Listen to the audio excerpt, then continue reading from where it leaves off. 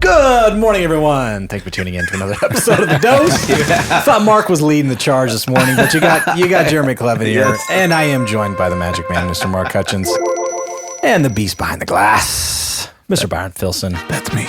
That is you. We didn't really know who's kicking us off, but I've decided we're a little slow this morning, but I have decided that I'm never going to pick up a golf club again. So those days are over. Those days are done. I think I injured one of the grounds crew that was preparing the 16 skybox. Yeah, but we'll make it through because I ran fast and got out of there. Yes, we all did. Back in the house, Mr. Alan Kushmakov. Yep. Sir. Boom. Gentlemen. Top 1% on the planet.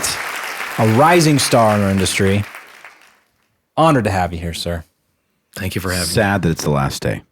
You know what happens? All good things must come to an end. I guess it is what it is. But let's jump in. Let's not turn that leaf over just yet. We're ready to go full tilt. So we talked about you're a businessman getting into this industry, treating it as a business. What are a few kind of key principles, a few business principles that you stand by, or kind of make up your being, so to speak? Okay.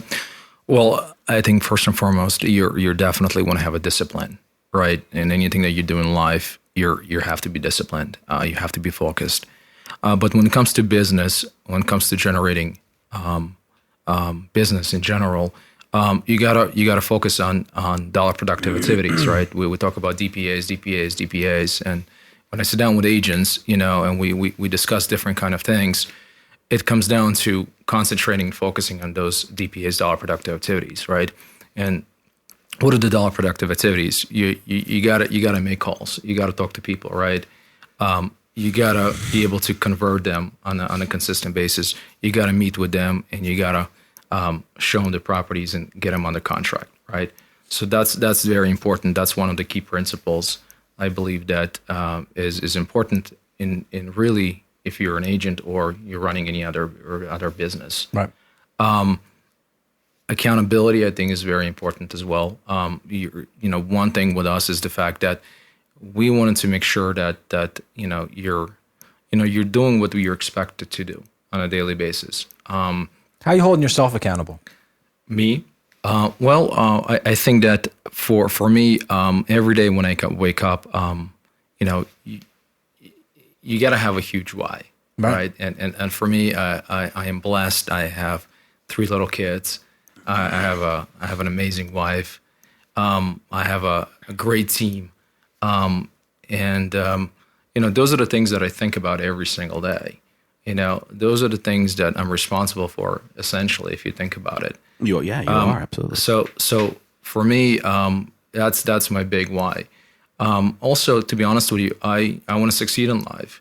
Eventually I would like to leave some sort of a legacy, a positive legacy, and every day that drives me to get up every single morning and do better than I did the day before. Yep, I love it. One of the other things we were talking about off air before we started is that, you've had some success. You're a rising star, I think, in our industry. People need to be on the lookout for you, and I mean that in the most positive way possible. But you made the comment, and we've heard some others make the comment too, that it's not necessarily how much you make, but how much you keep. Right. So what are maybe some of the principles that you're doing? Because that's very important. And we're now we're into February. It's tax time. People need to be getting with the good accounts. For not to plug anything, but if people need a solid accountant, contact. Reach out to us. Reach out to us. We have the best. But I didn't mean to be putting a plug out there, but it is important. Now is that time that, again, if you had a good year last year, that you need to start preparing for that. So, what are maybe some of the things that you do, whether it be from a tax standpoint, from a strategic standpoint, to protect what you've made, and avoid having to write huge checks to the tax man, and or again, prepare for that financial literacy down the road. Well, rule 101, if you will. You don't spend more than you make. Right. Right. So that's very important, I believe. You're also a lot of people forget that. In our industry, I think and I'm at fault as well. If you make $10,000 commission check, that's not $10,000 that you get to keep, right? Right. So it's very important. That's actually something that when we go through the training program with my agents, that's something we discuss as well. Love it. Is the fact that you need to set aside a percentage for taxes. You need to set aside a percentage for operating expenses if you have any, and then a set aside for savings. Right. The rule of thumb is the fact that you want to set at least 20% for the taxes. I save at least 10 to 15%. And then the rest of it is the operating expenses, for instance.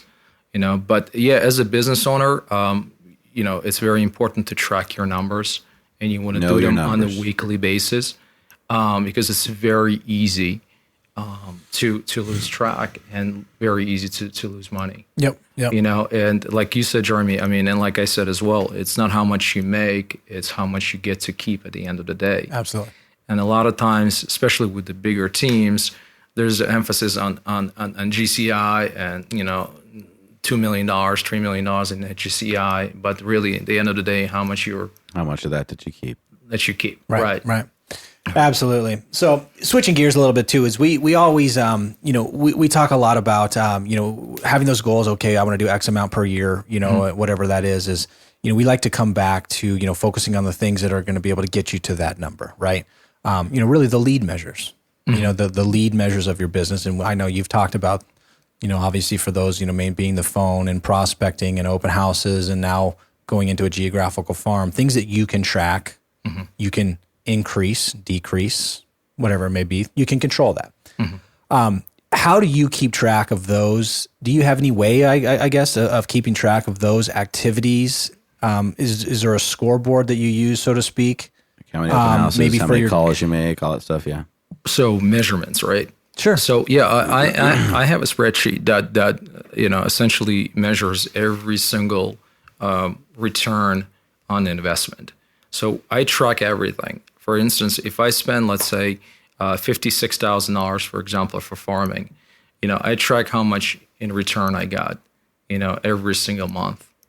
So at the end of the year, I look at all of these numbers and I can see, if I spend that much money for, let's say, expired campaigns, and I only made this much, would it actually make sense for me to continue to move forward with something like that? Right. Ideally, I would like to get at least 4 or 5 times return on my investment. Sure. That's where I want to be.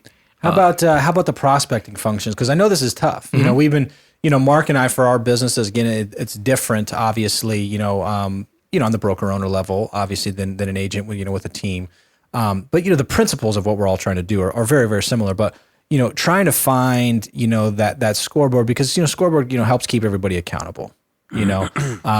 Because we all like to know as humans, are we winning? Are we losing? Or what we're doing, is having an effect. So finding those measurements, scoreboard, whatever it may be, on the activity level is very difficult. Right. We're finding. So I was just curious if you had any anything for those. Really those lead measures, Yeah, like do you have your team have to call a certain amount of calls per day, a certain amount of open houses per week? Do you dictate that, I guess? Dictate that and then track how many you're doing? Yeah. So for instance, let's talk about prospecting, right? Yeah. Let's talk about expireds. Our measures are as follows. And again, that's something that I've been doing for the last almost 3 years, right? For, let's say, 100 dials, we're expecting to talk to about 5 people. Out of those 5 people, we're probably going to get 1 or 2 nurtures. And nurtures are those individuals that are thinking of possibly selling in the next 3, 4, 5, 6, maybe 12 months down the road. We're not only in business of generating appointments, we're also in the business of building our database. Absolutely. Okay, so the more people that we talk to, the more people we're going to be able to ask for their information, their email address, their phone number, and they're all going to the database. And then we're constantly following up with them after that. Just to kind of give you an idea, I probably have over 1,000 seller leads in the last 1.5 to 2 years that we're constantly working with. In other words, we're sending them market snapshots, we're sending them all kinds of emails, and we're constantly following up with them. Gotcha. So, but as far as, for instance, buyer leads, right? again, very similar statistics, right? With a lot of buyer leads, you definitely have to be consistently following up with them. You know, in fact, when we get a lead, for the first 14, even to 20 days, depending on their activity, we're averaging about 2 to 3 phone calls a day. And that's not including text messaging. That's not including emails or online chat. That comes with our platform. I'm a firm believer in that, hands down. I think that, you know, like I always say, it's outside of human nature to do that. Right. You have to really force yourself. It's painful. But, I mean, how many forms did they fill out online? How many websites have they been to? How many agents have they talked to? There's nothing glamorous, but you got to be the one that creates that relationship and, you know, drips or gets them into your database and gets them comfortable with talking to you. Right, exactly. And don't forget, when they're going on my website, most likely they're also going on a bunch of other websites. Sure. And they're also probably on Zillow or Truly and some other site as well, right? So don't think for a second that they're actually just going to be, you know, Exclusively exclusively with you, right? Of course. So you got to be in front of them essentially 24/7, right? And every time we get a lead, we got to follow up 3 times that day and then leave a message, right? The next day we're calling them twice. The next day after that for 14 days, depending on their activity, you know, we're calling them at least twice a day. Fortune is in the follow-up, the relentless follow-up. Fortune is in a follow-up, and I tell this to my agents all the time. I said, you're going to follow up until they either buy or they file a restraining order Or die. against you. Right, or die. Yeah. Right. I mean, there's nothing wrong with follow up. I love having people like you. I mean, I love having people like you in the studio just saying, "Look, complain this." about follow up. I never heard anybody complaining about he follow follows up. up. I did. I tell you that I lost a lot of business for lack of follow up. Oh yeah. You know, and I that's tell where it this all all the gets time. You'll lose it if Missed you don't. opportunities. Right. Missed opportunities. Exactly. Later. You know, but definitely, you know, consistent, systematic follow up is the way to go. I was getting to is I just love having people like you in the studio, just you know, brass tacks of this is Laying what it it takes. down. It takes hard work.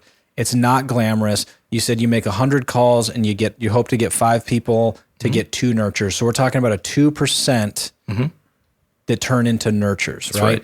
You know, so I mean, you know, it's I almost like want to relate it to, you know, a baseball player. You know, you're successful 3 out of 10 times and you're in the Hall of Fame. That's right. Okay, now you're talking, you know, 2% right. of the time. It's a great analogy. To get that success. I mean, you're on your way to get to be in the Hall of Fame, and you're getting 5%.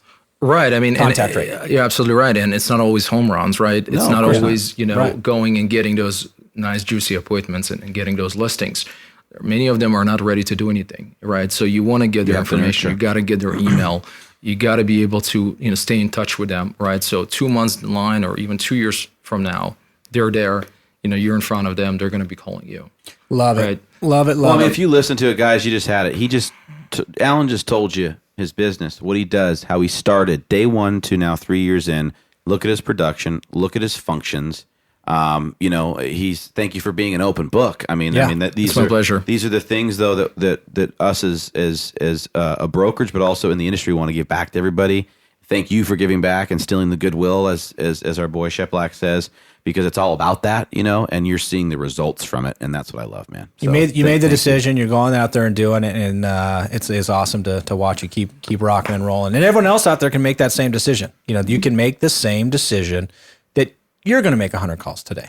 Oh yeah, yeah. Again, this business is simple, right? If you think about it in the scope of things, it's not easy, but it's simple, right? All you need as an agent, maybe 2, the most 3 lead generating pillars, and you're going to make your 35, 40 deals a year, right? And then you just got to take some action. You got to take some action and be consistent. That's it. That's it. Guys, Alan, I appreciate it, Alan. It's been an honor having you here. We had some fun along the way. Yeah, it's fun we hanging had out fun in the yesterday. open. Thank you guys. Yeah, I enjoyed it. I think too much drinking though. Keep rocking Thanks, and rolling. Ryan Banavac. Yeah. If you weren't with my home group, we wouldn't say keep rocking and rolling. But since you are, keep rocking and rolling. I'm just kidding. Everybody keep rocking and rolling. That's We right. love That's everybody. right. We love watching everyone's success. We love That's people right. doing well. So implement some of this stuff, guys. Turn it into your business. Make it your own. Do those 35, 40 plus deals a year. We want to see it. We want to help you go there. So That's right. Thanks again. Have a Thank you, great fellas. weekend, guys. Talk to you Monday. See ya. See ya. Bye.